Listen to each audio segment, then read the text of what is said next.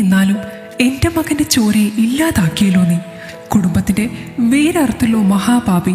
നീ ഒരിക്കലും ഗുണം പിടിക്കില്ല. ദേവകിയമ്മ അകത്തളത്തിലിരുന്ന് കണ്ണീരോടെ പ്രാഗി. അകത്തെ മുറിയിൽ ചാരു അത് കേട്ട് കിടപ്പുണ്ടായിരുന്നു. അവളുടെ കണ്ണുകൾ നിർജീവമായി ഒഴുകിക്കൊണ്ടിരുന്നു. അവൾ കരികിലിരുന്ന സുധി അവളുടെ കൈകൾ അമർത്തിപ്പിടിച്ചു. ദേവകിയമ്മയുടെ ഒരേ ഒരു മകനാണ് സുധി. അവൻ സ്നേഹിച്ചു കല്യാണം കഴിച്ചതാണ് ചാരു എന്ന ചാരുലതയെ. ചാരുലതയ്ക്ക് സുധിയെപ്പോലെ വലിയ സമ്പത്തോ ബന്ധുബലമോ ഉണ്ടായിരുന്നില്ല. അവൾക്കാകെ അച്ഛൻ മാത്രമേ ഉണ്ടായിരുന്നുള്ളൂ. ആദ്യം തൊട്ടേ അതിൻ്റെയൊക്കെ ഒരു ഇഷ്ടക്കേട് ദേവകിയമ്മയ്ക്ക് അവളോടുണ്ട്. വിവാഹം കഴിഞ്ഞ് 2 വർഷം കഴിഞ്ഞിട്ടും കുഞ്ഞുങ്ങൾ ഉണ്ടാവാതിരുന്നതോടെ അത് പറഞ്ഞായിരുന്നു അവരുടെ ആക്രമണം. അതിനിടയിൽ അച്ഛൻ കൂടി മരണപ്പെട്ടതോടെ ചാരു പൂർണ്ണമായും സുധിയുടെ വീട്ടിൽ തന്നെയായി. സുധി അവൾക്ക് കൊടുത്ത സ്നേഹത്തിനും കരുതലിനും മുന്നിൽ അമ്മയുടെ അനിഷ്ടം അവൾ അവഗണിച്ചു കളഞ്ഞു. അപ്പോഴേക്കും ഒരു കുഞ്ഞിനെ പ്രസവിക്കാൻ കഴിയാത്ത ചാരുവിനെ കളയാനും മറ്റൊരു പെണ്ണിനെ വിവാഹം കഴിക്കാനുമൊക്കെ അമ്മ സുധിയെ ഉപദേശിക്കാൻ തുടങ്ങി. നിരന്തരം അതും പറഞ്ഞു നടക്കുമ്പോഴാണ് ചാരു ഗർഭിണിയായത്. അതോടെ അവർ ഒന്ന് അണഞ്ഞുവെങ്കിലും അവളെ സ്നേഹിക്കാനൊന്നും തയ്യാറായിരുന്നില്ല. അപ്പോഴാണ് 5ാം മാസം നടത്തിയ സ്കാനിൽ ചാരുവിൻ്റെ വയറ്റിൽ വളർന്ന കുഞ്ഞിന് ജനിതക തകരാറുകൾ ഉണ്ടെന്ന് കണ്ടെത്തിയത്. ജനനശേഷം കുഞ്ഞിന് ശാരീരികവും മാനസികവുമായ വൈകല്യങ്ങൾ ഉണ്ടാക്കുമെന്നുള്ള കണ്ടെത്തലിൽ ചാരുവിന് അബോർഷൻ ചെയ്യേണ്ടി വന്നു. അതാണിപ്പോൾ ദേവകിയമ്മയെ ചൊടിപ്പിച്ചിരിക്കുന്നത്. ചാരു മനഃപൂർവ്വം കുഞ്ഞിനെ നശിപ്പിച്ചു കളഞ്ഞു എന്ന് വരുത്തി അവളെ കുറ്റപ്പെടുത്താനുള്ള തിരക്കിലായിരുന്നു അവർ.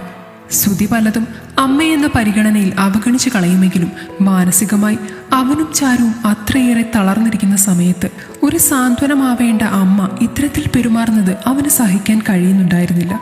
അവൻ ചാരുവിനോടൊപ്പം തന്നെ ഒരു താങ്ങായി നിന്നു. എന്നാലും എത്ര വർഷം കഴിഞ്ഞ ഈ വീട്ടിൽ ഒരു കുഞ്ഞിക്കാൽ കാണാൻ പോയത്? അതിനെ നീ പിച്ചി കളഞ്ഞല്ലോടി, അവർ പിന്നെ പറഞ്ഞുകൊണ്ടിരുന്നു. അപ്പോഴാണ് അയൽക്കാരിയും നാട്ടിലെ പ്രധാന ന്യൂസ് പിടുത്തക്കാരിയുമായ ഗിരിജ ചേച്ചി അങ്ങോട്ട് വന്നത്. ഞാനിപ്പോഴാ വിവരം അറിഞ്ഞത് ദേവേട്ടത്തി, എന്താ ഉണ്ടായേ? കണ്ണീരടക്കാൻ പാടുപെട്ട് ഗിരിജ ചോദിച്ചു. കേൾക്കാൻ ഒരാളെ കിട്ടിയതോടെ ദേവികമ്മ ഒന്നുകൂടി ഉഷാറായി.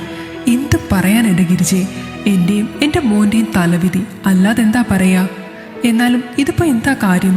വെറുതെ ഇങ്ങനെയൊക്കെ ചെയ്യുമോ? ഞാൻ എന്താ പറയാ? സ്കാനിങ് ചെയ്തപ്പോൾ കുട്ടിക്ക് എന്തൊക്കെയോ കുഴപ്പങ്ങൾ ഉണ്ടാകുമെന്ന് ഡോക്ടർ പറഞ്ഞുവെന്ന്, അതുകൊണ്ട് അത് കളയാൻ പോകുന്നു എന്ന് സുധി പറഞ്ഞു.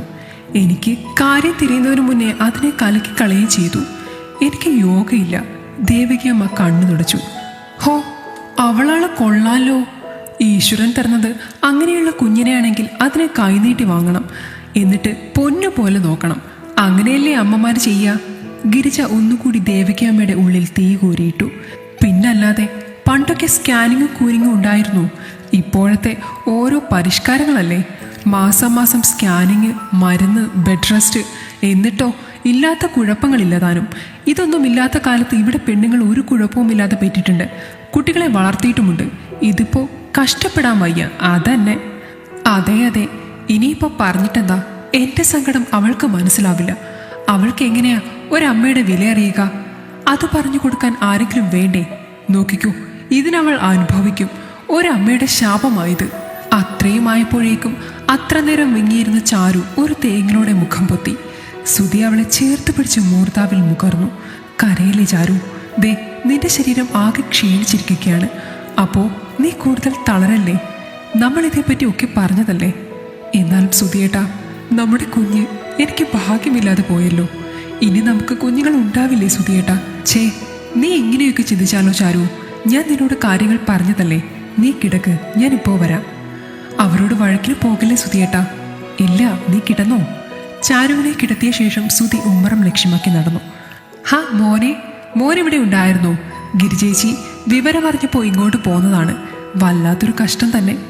ഗിരിജ ചേച്ചി മുഖത്ത് വിടർത്തുന്ന ദുഃഖഭാവം സുധി പുച്ഛത്തോടെ നോക്കി. നിങ്ങൾ രണ്ടാളും പറഞ്ഞതൊക്കെ ഞാൻ കേട്ടു ഗിരിജ ചേച്ചി. അതുകൊണ്ട് തന്നെയാണ് ഞാൻ ഇങ്ങോട്ട് വന്നത്, ചിലതൊക്കെ ഒന്ന് പറയാൻ. ദേവകിയമ്മയും ഗിരിജയും അവനെ സംശയത്തോടെ നോക്കി. അല്ല, കുറേ നേരമായല്ലോ നിങ്ങൾ രണ്ടാളും കൂടെ ചാരുവിനെ കുറ്റപ്പെടുത്തുന്നു. നിങ്ങളൊക്കെ എന്തറിഞ്ഞിട്ടാ ഈ പറയുന്നേ? ഇതിലിപ്പോ ഇത്ര അറിയാൻ എന്താ ഉള്ളത്? നിന്റെ ഭാര്യ ഗർഭം ആലസിപ്പിച്ചു കളഞ്ഞു, അത് തന്നെ. അതിന് വായിക്കൊള്ളാത്ത ഓരോ ന്യായങ്ങളും. ദേവികയമ്മ ചോദിച്ചു. അമ്മ വിഷമം കൊണ്ട് പറയുന്നതാ മോനെ. കൊള്ളാം, അമ്മയ്ക്ക് ഇത്ര വിഷമമുണ്ടെങ്കിൽ അപ്പോൾ ഈ അവസ്ഥയിൽ ചാരുവിന് എത്ര വേദന കാണും. ശരീരത്തിനും മനസ്സിനും ഇപ്പോൾ ഉള്ള വേദന പോരാഞ്ഞ് അമ്മ കുത്തുവാക്കു പറഞ്ഞ് അവളെ കൊല്ലാതെ കൊല്ലുവല്ലേ. അല്ലടാ, നിന്റെ ഭാര്യ കൊച്ചിനെ കളഞ്ഞു വന്നാൽ ഞാൻ മടിയിലിരുത്തി കൊഞ്ചിക്കാം. കഷ്ടമുണ്ടമ്മേ. കുഞ്ഞിനെ ചാരു മനഃപൂർവ്വം വേണ്ട എന്ന് വെച്ചതല്ല.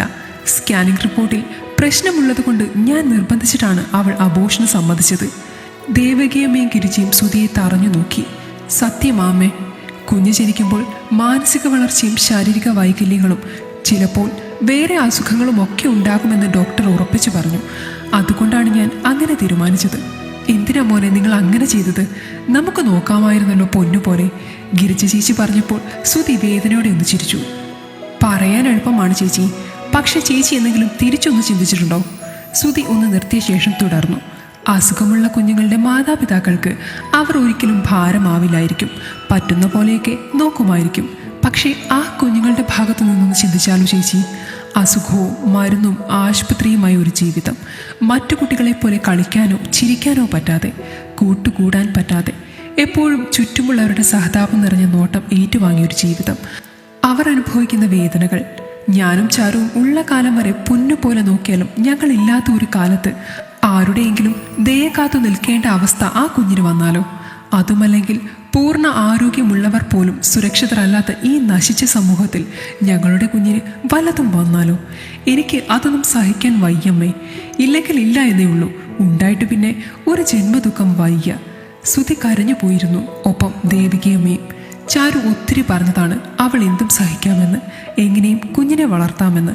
പക്ഷേ വേണ്ടമ്മേ, ഒന്നും അറിയാതെ ഞങ്ങളുടെ കുഞ്ഞ് പിറന്ന ശേഷമാണ് ഇങ്ങനെ സംഭവിച്ചിരുന്നതെങ്കിൽ അത് ഞങ്ങളുടെ വിധിയാക്കി കണ്ട് കുഞ്ഞിനെ ഞങ്ങൾ നോക്കിയേനെ.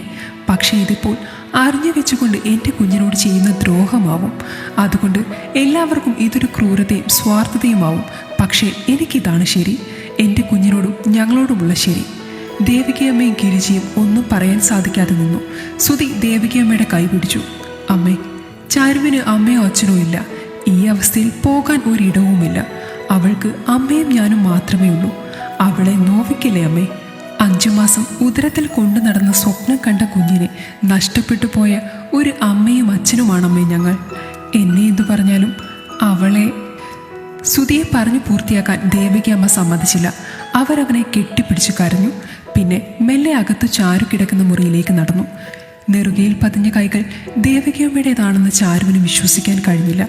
സാരമില്ല ചാരു, ഇത് നമുക്ക് വിധിച്ചിട്ടില്ല എന്ന് കരുതാം. നമുക്ക് ഭഗവാനോട് മനസ്സൊരുക്കി പ്രാർത്ഥിക്കാം. ഉറപ്പായും നമ്മുടെ പ്രാർത്ഥന ഈശ്വരൻ കേൾക്കും. ഈ വീട്ടിൽ ഒരു കുഞ്ഞിക്കാൽ പിറക്കും. മോൾ സങ്കടപ്പെടല്ലേ. ദേവകിയമ്മ പറഞ്ഞത് കേട്ട് ചാരു പൊട്ടിക്കരഞ്ഞുകൊണ്ട് അവരുടെ മടിയിലേക്ക് ചാഞ്ഞു. ദേവകിയമ്മയുടെയും പുറത്ത് ആ കാഴ്ച കണ്ട സുധിയുടെയും കണ്ണുകൾ നിറഞ്ഞു കവിഞ്ഞു. അവിടെ ഒരമ്മ പിറക്കുകയായിരുന്നു. 5 വർഷങ്ങൾക്ക് ശേഷം അന്ന് സുധിയുടെയും ചാരുവിൻ്റെയും മകൻ ദേവദത്തൻ്റെ 3ാം പിറന്നാളാണ്. അച്ചമ്മയുടെ മടിയിലിരുന്ന് കളിക്കുകയാണ് ദേവൂട്ടൻ. അച്ചമ്മയും ദേവൂട്ടനും കൂടെ കൊഞ്ചി കളിക്കുന്നത് ചാരുവും സുധിയും നോക്കി നിന്നു. കുഞ്ചുവിൻ്റെ പേരിൽ ഓർഫനേജിലേക്ക് പണമടച്ചു. സുധിയുടെ മുഖത്ത് നോക്കാതെ ചാരു ചോദിച്ചു. സുധി നിശ്വാസത്തോടെ മൂളി. ഇരുവരുടെയും കണ്ണുകൾ നിറഞ്ഞിരുന്നു.